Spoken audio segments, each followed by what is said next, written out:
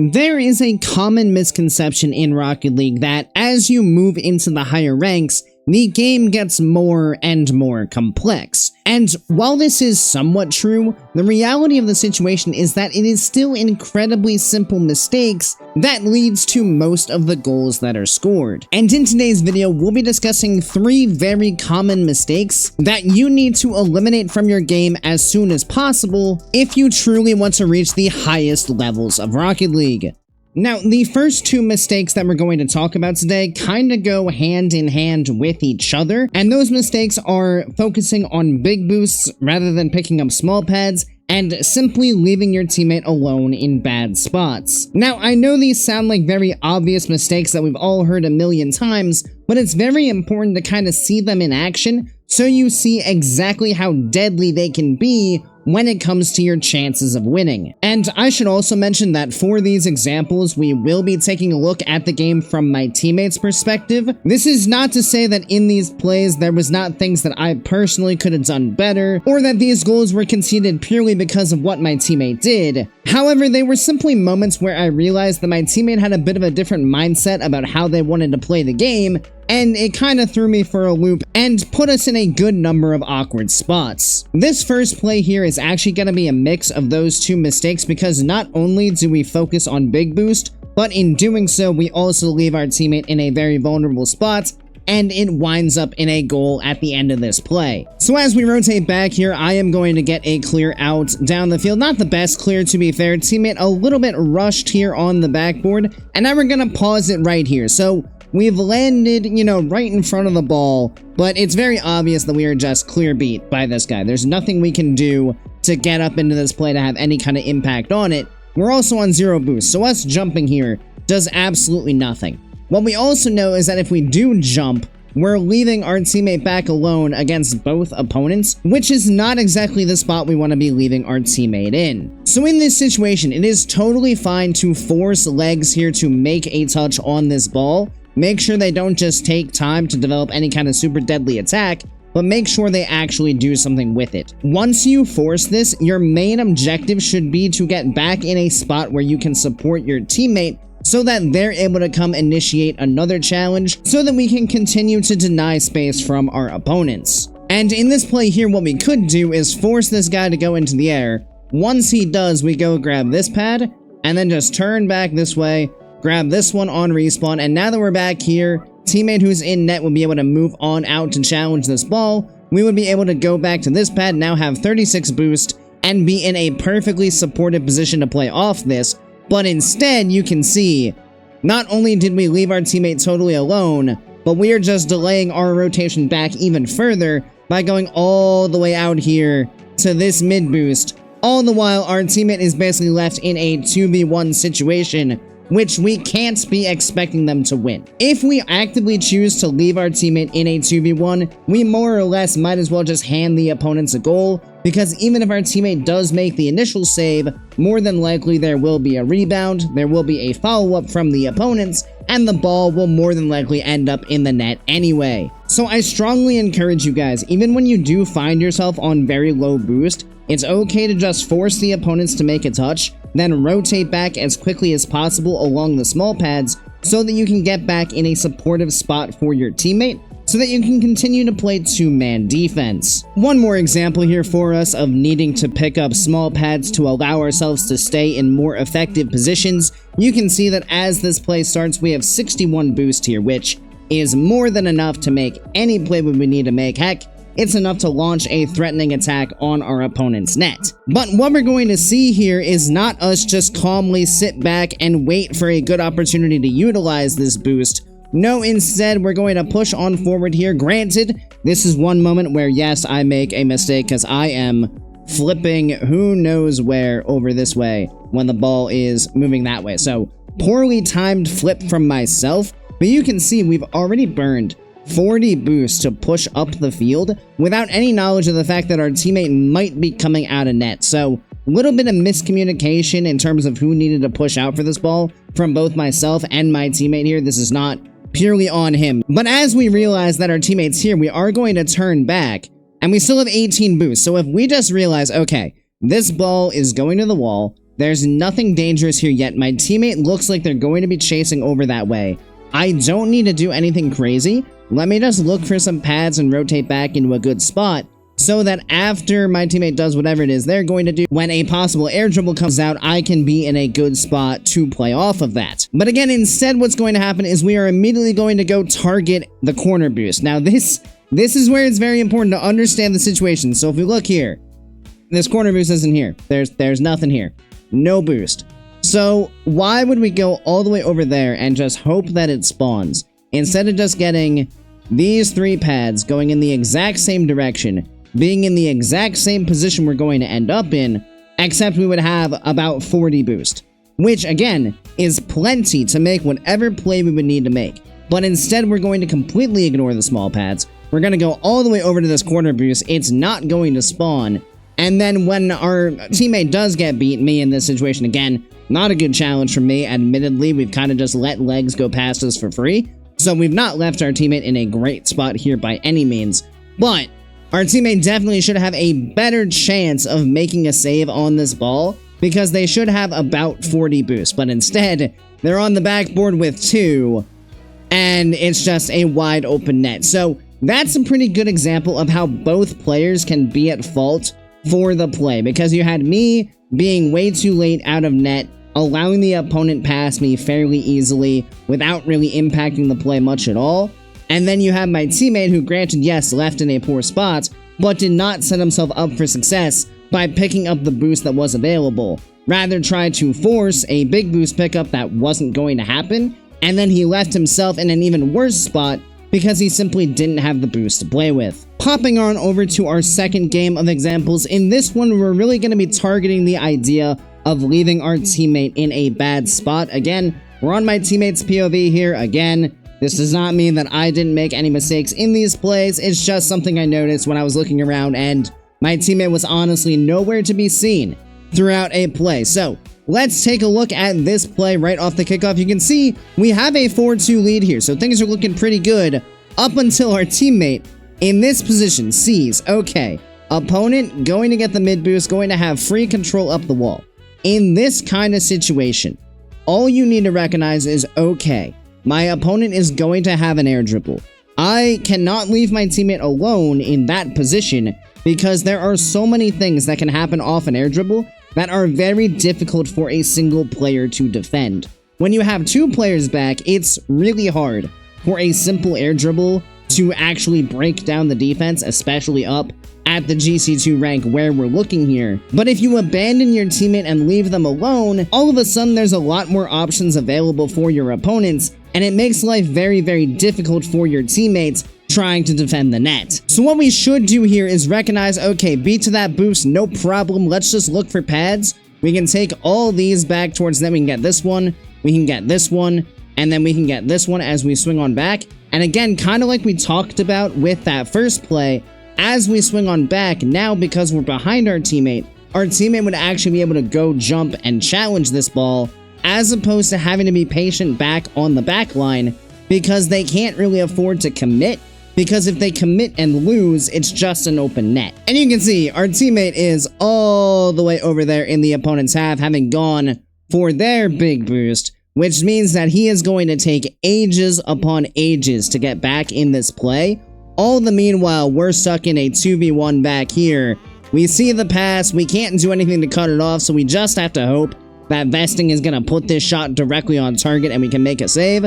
Vesting plays it smart, goes to the backboard. We try to make a block on the goal line, and as the ball crosses the line, now our teammate is finally back in the play. But they were able to orchestrate an air dribble, a pass, and a double tap, all in the time that it took my teammates to rotate back, and that's all time that we've had to solo defend, purely because our teammate decided it was better to run completely to the other end of the field to get a big boost, rather than just take a couple small pads and be in a spot where they could support their team. And now here's the real kicker. So we're on to the next kickoff, the next one, after we've just run out of the play to go get big boost, left our teammate alone, and they got beat in the 2v1. So let's see how we adapt off the next kickoff, see if we make any kind of changes to put ourselves in a better position. Alright, decent kickoff, we get another little block. Ball to the sidewall, and, oh, here we go. Yes, let's chase a bump, shall we? Oh, teammates back on, oh. Okay, well, so, you might have noticed this is a pretty similar looking play. There's not a passing play in this one, so to speak. But this was definitely a decision that was made because we see the ball bouncing towards the wall, and we just assume that our teammate is going to have a play on it. But here's the big thing, and this is when you have to consider all of the elements of the game that are going on at any given moment. Because if we look at the score, right, we're up by 1. There is absolutely no reason that we need to hard press forward on offense here. Because, sure, maybe we get another goal. But all we're basing this decision on is that we saw the ball bouncing towards the sidewall and we think our teammate can get some kind of possession, some kind of control. And sure, that might be the case. But if we commit all the way forward here, we're still leaving our teammate alone as last back. And if anything unexpected happens, we're just giving up the net basically for free, as we're gonna see at the end of this play. So, again, it's better to keep ourselves in that safe, supportive position for our teammate, instead of just hoping that your teammate doesn't make any mistakes. And unfortunately, as we see here, this ball gets a little bit awkward. I misread the bounce thinking it's gonna bounce up the wall, so that's on me. But at this point, like, I could jump out. I thought about jumping out. But in reality, if I jump out and just put a powerful touch down the field, more than likely Snow just backs off and takes possession once I can no longer reach it. And then because my teammate's all the way up there, he just, drives it into the wide open net. So I'm almost forced to play this a bit more cautious than I might otherwise, because I realize, okay, my teammate's all the way on the other end of the field. I can't give the ball up for free here, because if I do, it's just going to be a wide open net for my opponents. So we play a bit more passive and take the 50, but then we're stuck here on 0 boost, and there's just absolutely nothing we can do, because again, we have no support back with us, and it's just a free goal for the opponents off the demo. So hopefully that gives you guys a good idea on why it's so important to focus rotating through the small pads and to keep yourself in a supportive position for your team as often as possible. There is really no reason why you should ever be running ahead of the play and leaving your teammate in a 1v1 or even worse, a 2v1 situation. You are just simply putting them in a very difficult position, and if they concede a goal in that position, it's really your fault because you're the one that put them there. For our last big mistake here, we're going to talk about the idea of playing too fast. Now, a lot of players think that as you move up in the ranks, players just get faster and faster, and technically that is true, but the reality is the best players are not fast because they're moving around the field at supersonic at all times throughout a game, but they're fast because they position very well around the field so that when the ball pops out, they're able to attack it immediately. And that's a common misconception that I think a lot of players need to learn. If you want to play fast, the best thing you can do is work to improve your positioning. And that's exactly what we'll be looking at in these couple of examples here. So we're talking about not playing too fast. So this ball comes down the field, off the backboard it goes, we flip out into the corner, and well, we can see the goal immediately. And yeah, this is just unnecessary. So, we land, we're rotating back, this is all well and good. Maybe a little bit slow on the jump from me at the back there, but I honestly couldn't tell if my teammate was gonna jump or not. Either way, it works out just fine. So, we got ourselves right here. Honestly, our boost pathing has been totally fine. We're not in a bad spot boost-wise. We can see our teammate is going to be going up the backboard. That is great. Both opponents are kind of bearing down into this corner area. We don't want to put ourselves and our teammate in the same spot, because when we do that, one challenge from our opponents beats both of us, and it just leaves the ball over the top of our entire team pretty much for free. So at this point right now, all we need to do is slow down. We're in a fine spot right here. We can let teammate go up the wall and just chill back in net. And just wait, because we're not going to win any races to that ball in the corner. We're not going to beat anybody to that corner boost. We have enough boost as it is.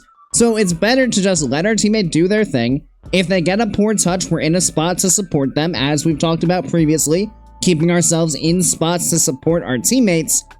And then when this happens, we would just have a completely free ball. We could now attack it quickly because we're positioned in such a spot that we're able to attack the ball as soon as it pops out. and it would allow us to actually get a clear down the field, or at the very least some kind of 50.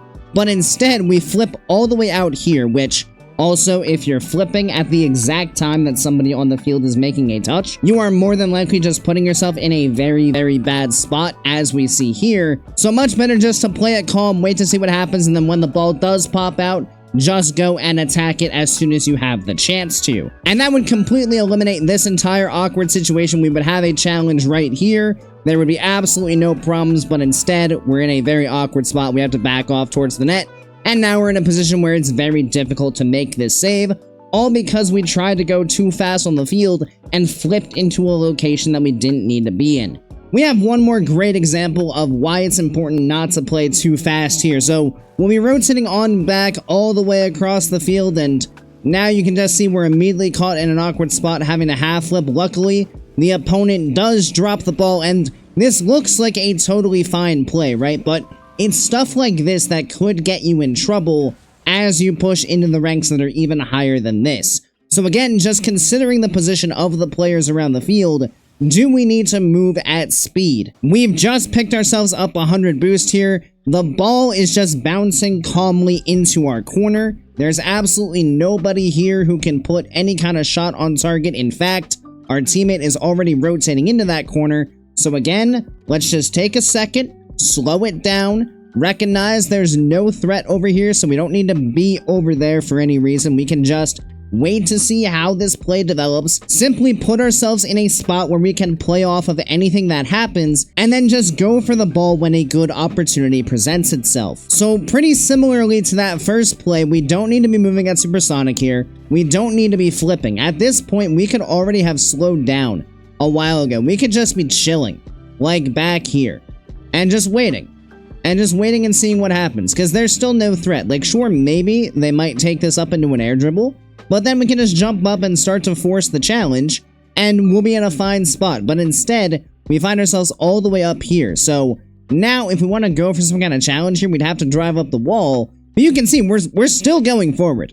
We're still driving into this area of the field as if something's going to happen here, and there's just nothing here. So we're positioning in a very useless spot, and now we're immediately going to half flip out of it, because now we recognize how dangerous this position actually is. Instead, if we had just positioned calmly and just waited, we can now be jumping now to force this, rather than having to half flip back, having both ourselves and our teammate again in pretty awkward positions. And this works out fine because the opponent does drop it, but this bit of time where there is a lack of challenge coming through from our defense does give the opponents time to work with. And while it might not have resulted in a super dangerous opportunity in this moment, it is something we absolutely need to be aware of in terms of our positioning around the field to ensure that our opponents do not have free space to work with.